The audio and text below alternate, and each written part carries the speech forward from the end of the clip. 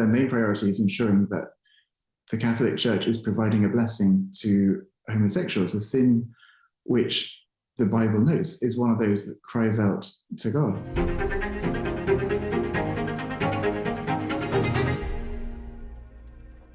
And we are back with Rome coverage with Rome correspondent Michael Haynes. We've got some interesting things this week because Pope Francis made a statement.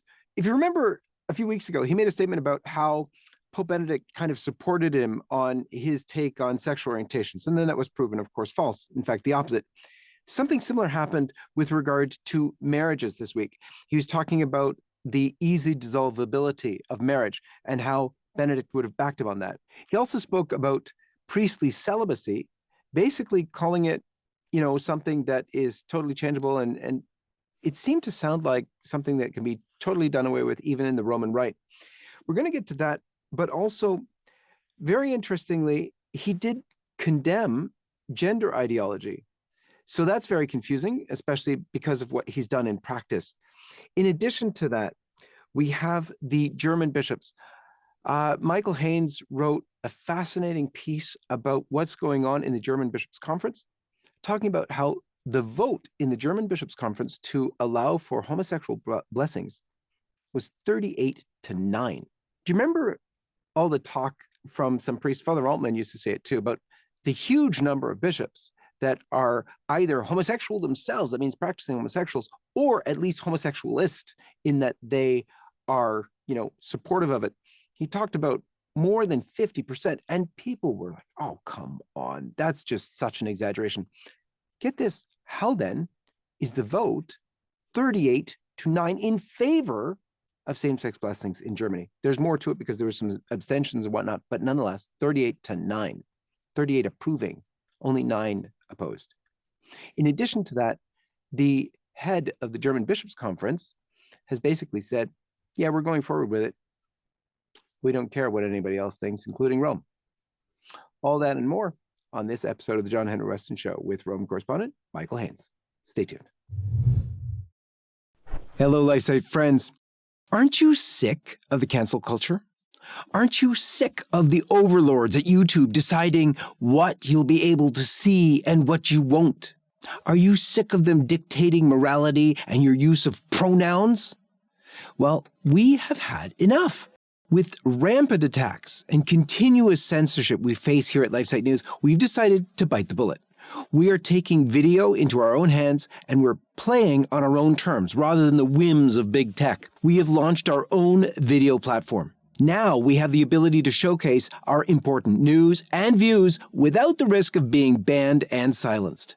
Defenders of faith, life, family, and freedom can now speak freely at LifeSiteNews without censorship from anti-life, anti-family, anti-faith, anti-freedom folks who seem to run all the big tech companies. This, of course, takes tons of hard work and also your support. So we're in the midst of our quarterly spring fundraising campaign, and we are in need of your support, both prayerful and financial. These fundraising campaigns are vital to our survival and the ability to broadcast the truth for free all around the world. So with the launch of our new video platform, we will be incurring many new ongoing expenses due to the size and bandwidth of our servers, the personnel expenses to maintain such a large system, and for new and improved features that we hope to add in the coming months.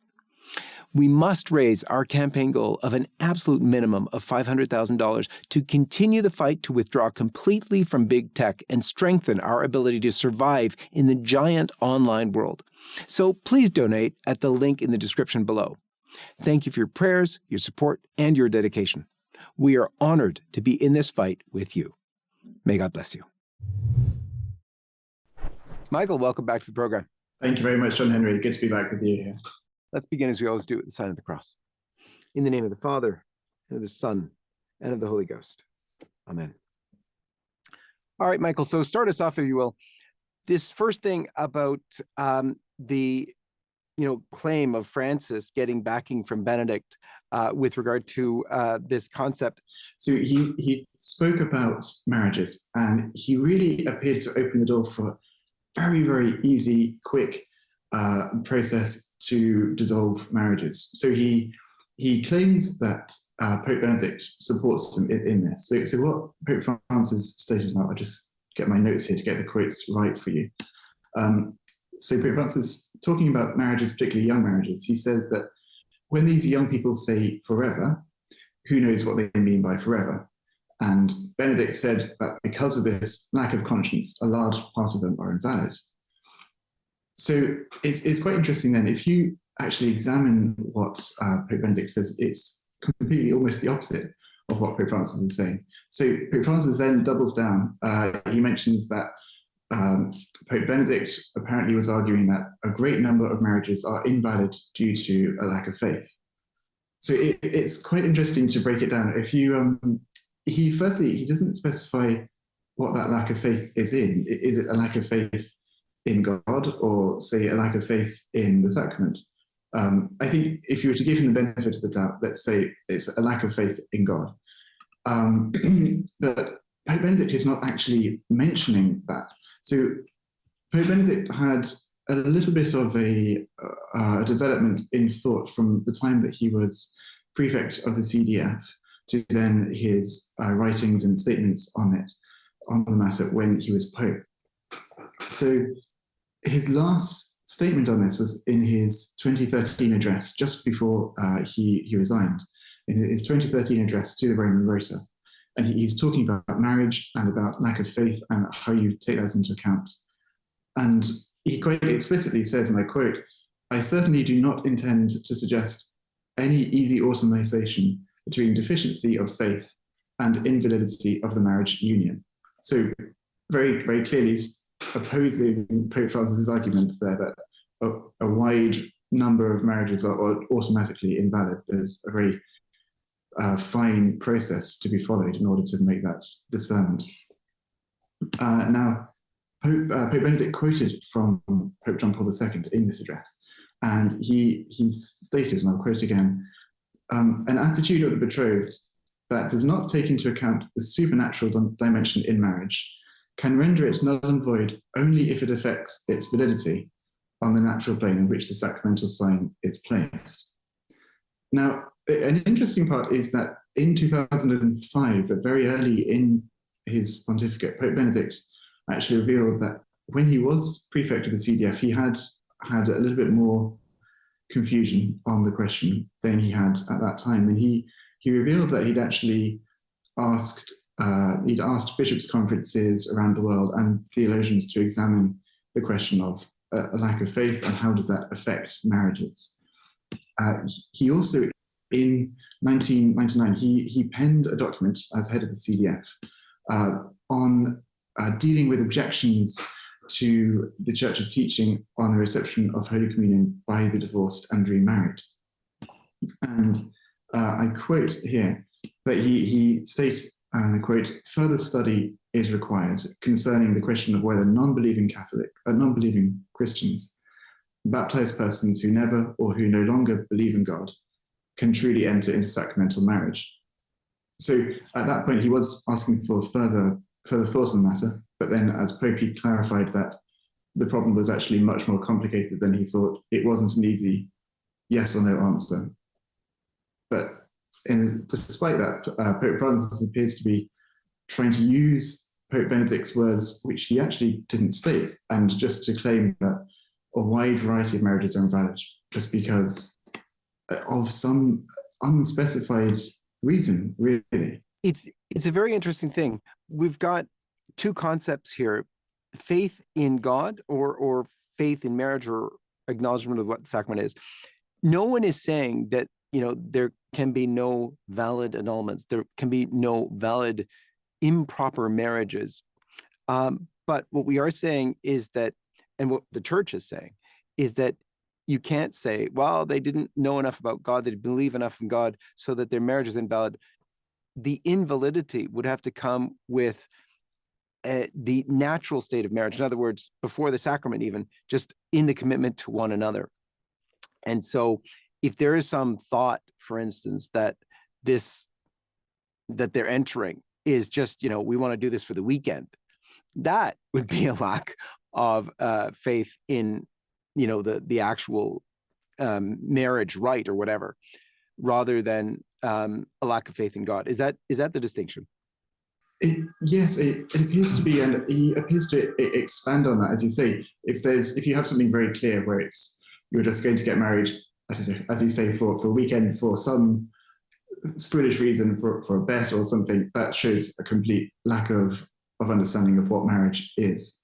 But what seems to be the danger here is that Pope Francis is trying to open up the door here to allowing people to say, well, my marriage isn't valid, or so-and-so down the road, their marriage isn't valid, based on aspects which are actually very hard to define. He makes this really, really troubling claim that there may be marriages which are invalid, and he quotes, the direct quote is that they, quote, may not be able to prove it, which appears to go directly against the Church's canon law, because 1060, you can go and check it out, but it states that marriage possesses the favour of law. In the case of doubt, the validity of marriage must be upheld until the contrary is proven. Pope Francis is trying to say it may be valid, it may not be. We don't know, and it could be invalid even if you have no evidence. It's undermining the sacrament itself. It undermines the process by which young men and women enter the sacrament, if he's going to take that position, really. Yeah, it's a sad thing because it relates back to easy annulments for a long time. And the Pope John Paul II and Pope Benedict both complained that this was going on. It was basically, it was a Catholic form of divorce because it was ridiculous, the way annulments were being handed out almost like candy. So you do end up doing very grave harm to the sacrament, but also to married couples who, in times of hardship, then begin to wonder about the validity of their marriages. And so it's a very troublesome thing. Couples struggling should be able to call on the grace of marriage, not wonder if their marriage is valid or not. So very, very damaging things indeed. But the calling of Benedict as if, supporting his thesis, which when he's talking the opposite, that's kind of a concerning thing. And we've seen that over and over again. And in fact, just a few weeks ago with regard to same-sex unions in another interview that he gave. When he was talking then about priestly celibacy, also something, again, a complicated issue because he raises the married priesthood in the Eastern Rite and talks about that. Give us some clarity. What did he say, and how does that play out in Catholic thought? So he was expanding on celibacy, and he was asked about whether or not that could be a subject for change or revision in the upcoming years. And so he stated, there's no contradiction for a priest to marry. He said celibacy in the Western Church is a temporary prescription. Said it's not an eternal aspect like the priestly ordination, which confers the priestly state. So he just called celibacy the discipline. And then he was then asked again specifically, could this be revised? And he said, well, yeah. So he's mentioned this a couple of times over the last few years.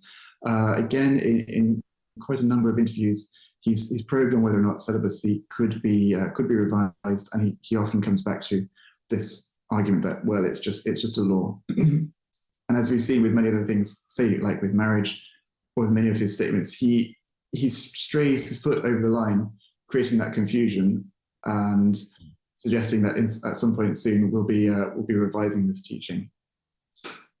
But this is very, very dangerous, particularly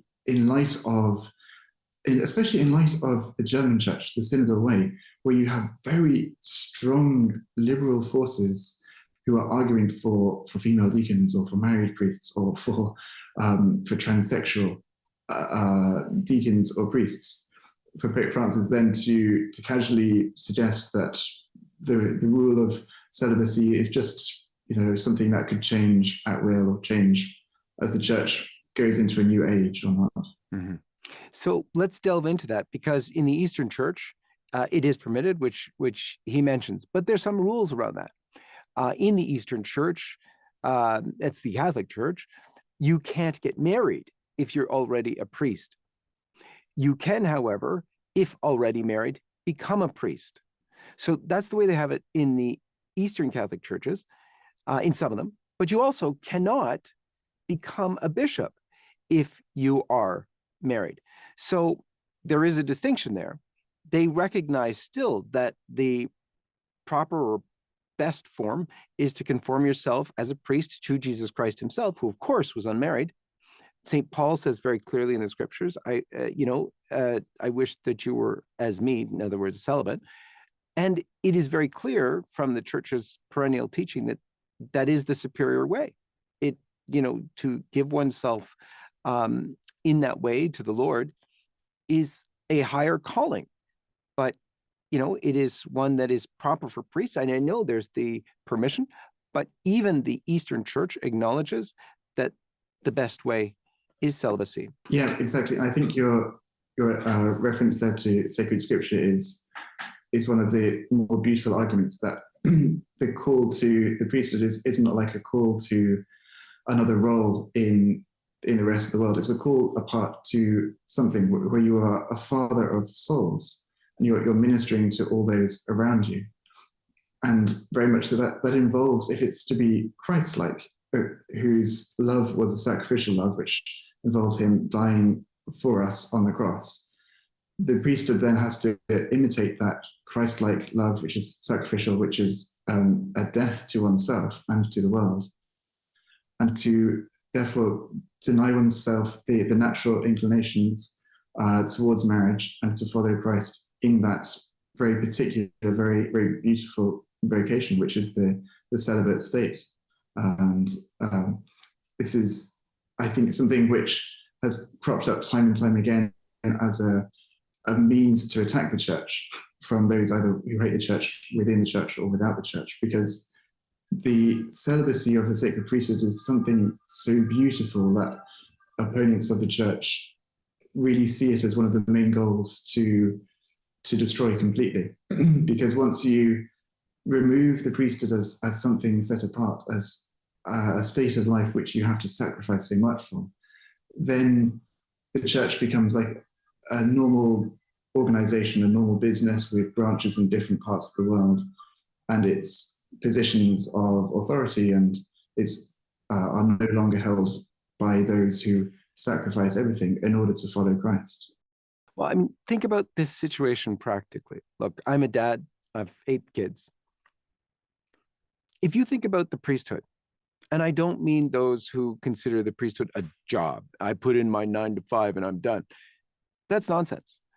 The life of a priest is given to Christ wholly and fully. And if you follow around the priests who are totally in love with Jesus, who give themselves to this work, they're on like 24/7.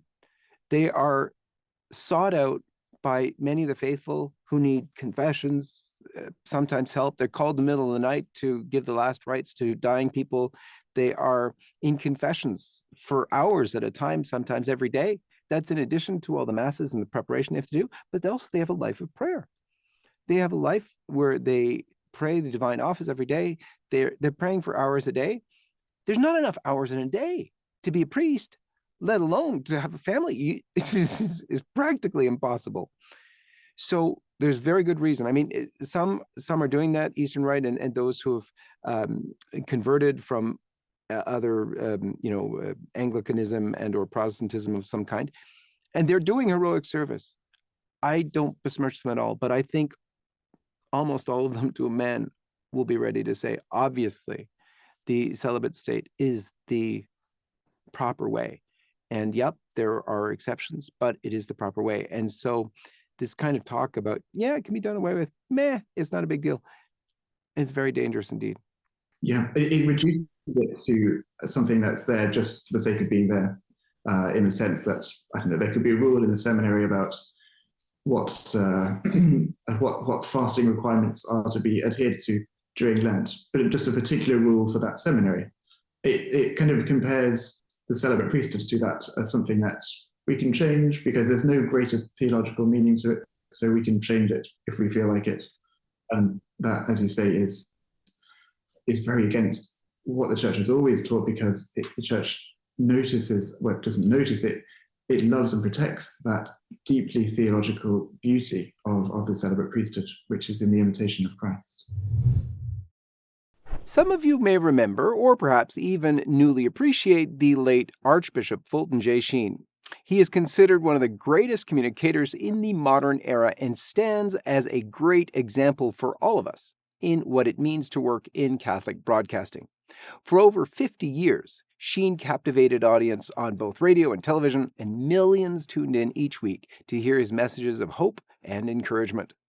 One of LifeSite's supporters is Radio Maria, and they are now proud to be showcasing some of Bishop Sheen's timeless recordings on their weekly radio show entitled Bishop Sheen Presents. Please consider tuning in to Radio Maria on Friday afternoons at 2 p.m. Central or Saturdays at 5 p.m. to enjoy the Venerable Archbishop's wit and wisdom. For more information on Radio Maria and their Catholic work, please visit their website, radiomaria.us. That's radiomaria.us. And now, back to the program. One of the stunning things you wrote about last week was or this week actually, was the vote at the German synodal meetings where they approved the blessing of same-sex marriages. Now that's a bit of an old news, but new is that number.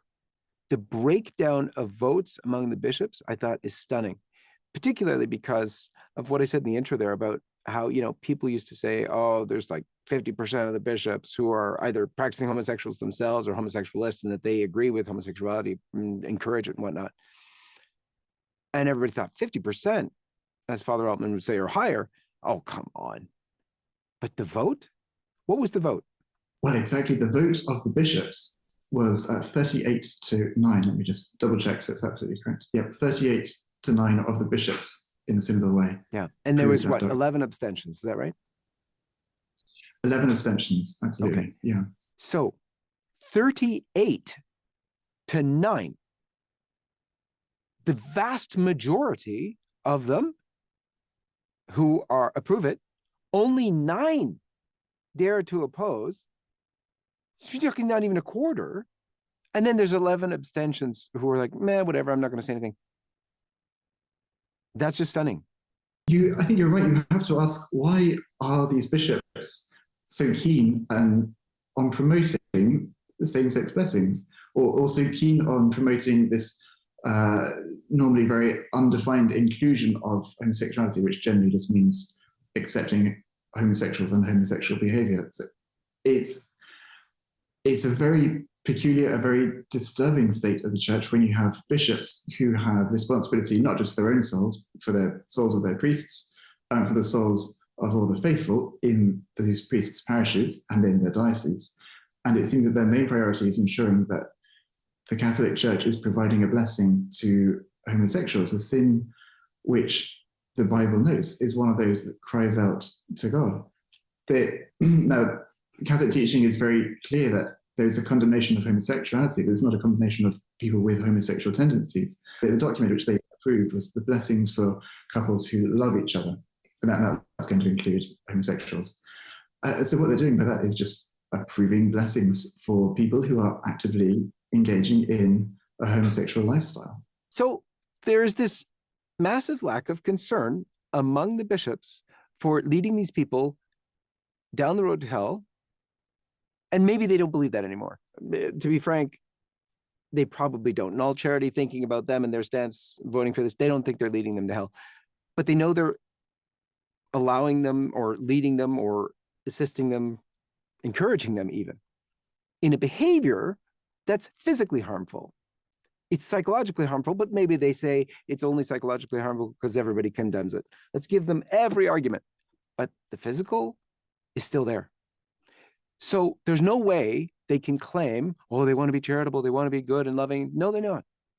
Any parent, when they know their children are doing something that is harmful for them, even if they think they like it, will stop them from doing it. You don't let your children eat chocolate all day, every day, and then complain of the cavity pain. because you love them. And they're going to complain when you take the chocolate away. They are. But you do it anyway because you love them. And that's parenting. That's hard, but it's parenting. If you don't care, just, give them all the chocolate they want. Who cares? Who cares? Because you know what? He's not complaining to me. That's not love. So very concerning indeed. But there is more. You're writing on, even recently about a new video out from the head of the German bishops talking about what they're going to do. Fill us in, please. This was Bishop Georg Batzing, so he's the head of, as you say, the German Bishops' Conference. And he was interviewed by the media shortly after the vote was taken.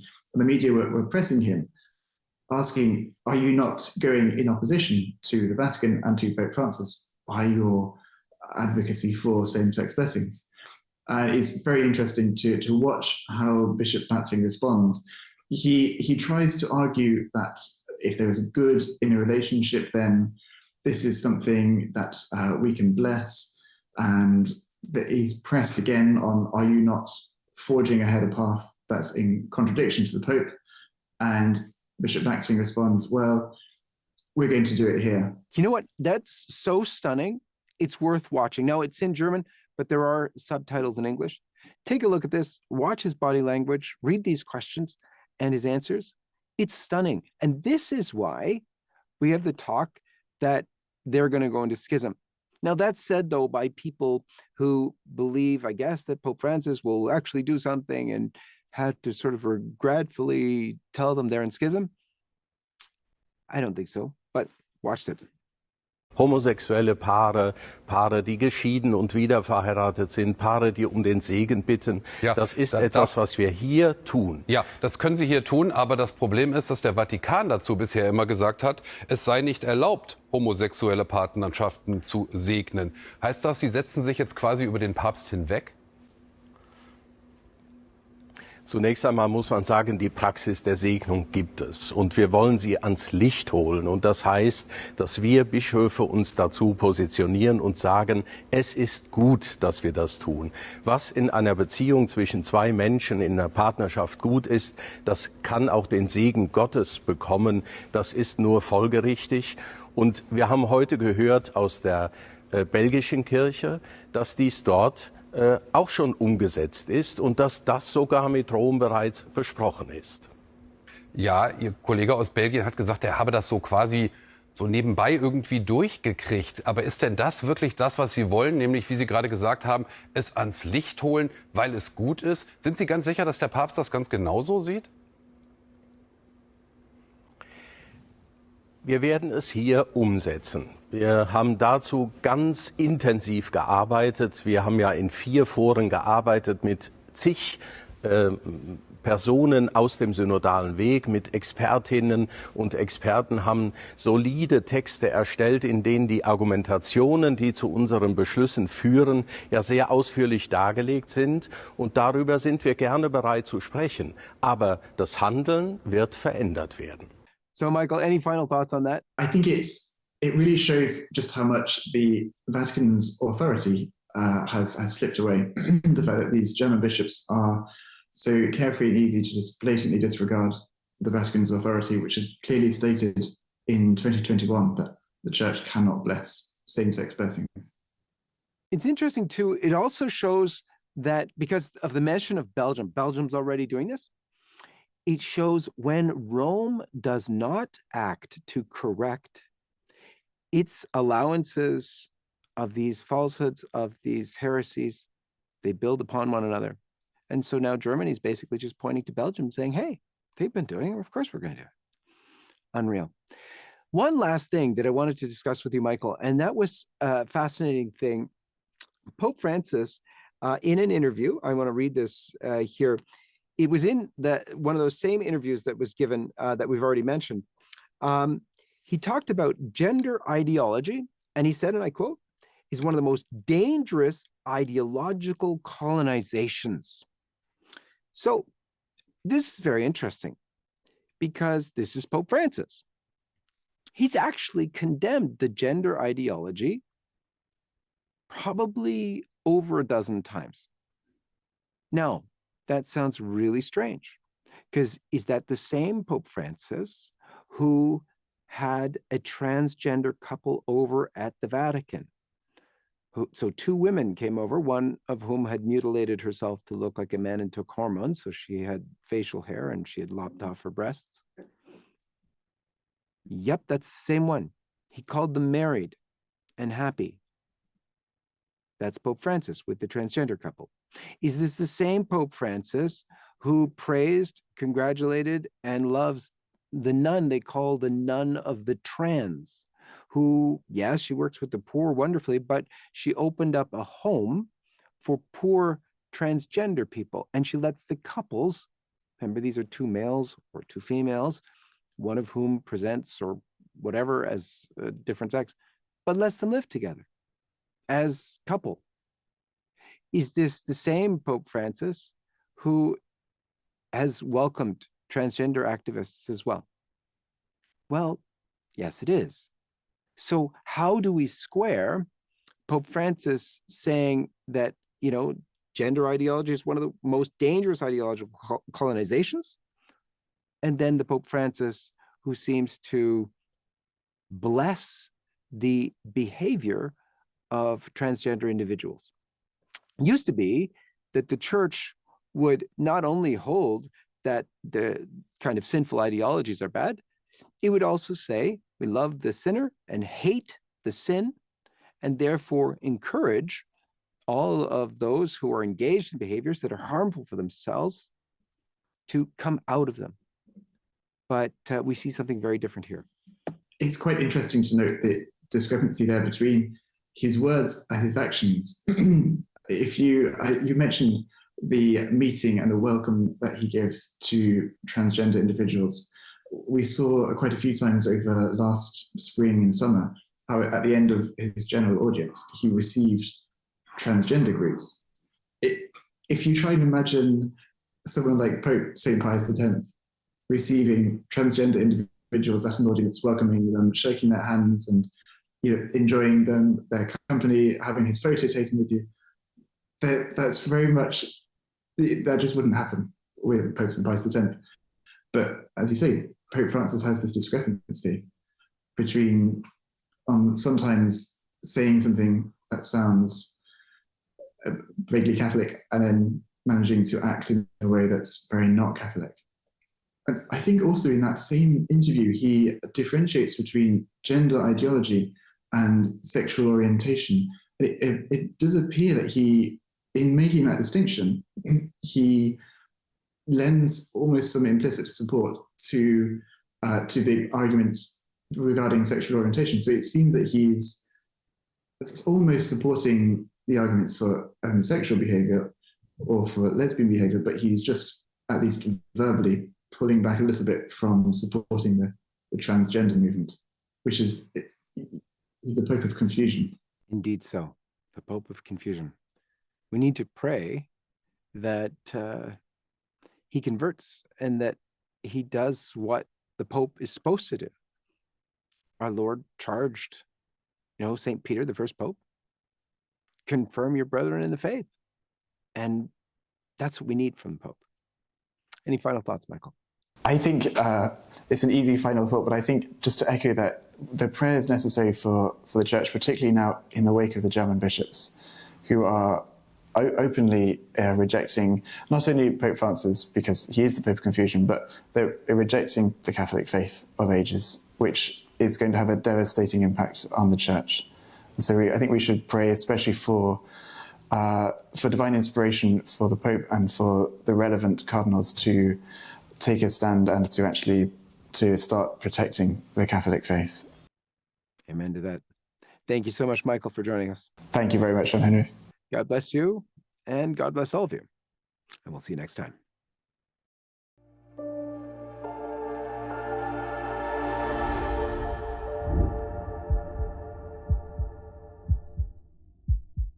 Hi, everyone. This is John-Henry Westen. We hope you enjoyed this program.